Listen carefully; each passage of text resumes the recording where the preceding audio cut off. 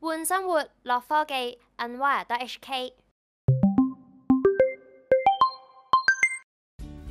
早前官方宣布 Windows 7即將唔再提供支援啦。雖然一般用家唔受影響，其實如果真係要裝，都唔需要太擔心屈服升級上 Windows 8.1嘅，因為仲有好多方法可以 Windows 7化你部電腦，例如設定 Desktop Mode 開機。唔少人對 Windows 8嘅 Metro UI 相當之反感啊。其實喺 Windows 8.1，我哋已經可以設定一開機時自動進入 Desktop Mode。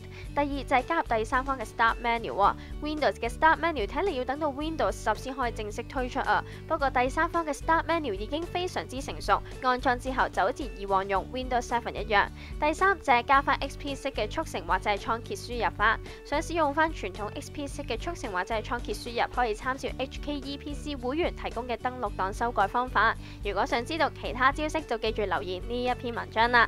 另一邊廂，據新京報消息指，舊年12月，中國互聯網信息辦公室主任盧偉喺美國考察嘅時候，曾經同 Tim Cook 談及蘋果產品喺中國地區嘅網絡安全問題。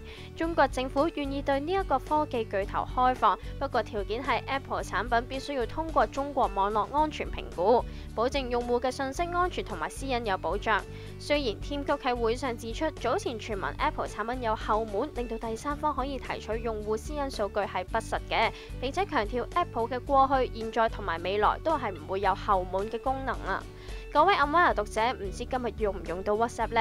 如果你發現你嘅 WhatsApp 俾人 ban 咗24個鐘頭，事源就係因為你安裝咗第三方嘅 WhatsApp 軟件啊，例如 WhatsApp MD 或者係 WhatsApp Plus 啊。自官方開始出招 ban 人之後啊，好多受害者喺 Facebook 表示十分憤怒，並且揚言立即轉用 Line 或者係 Facebook Messenger 同類型嘅軟件。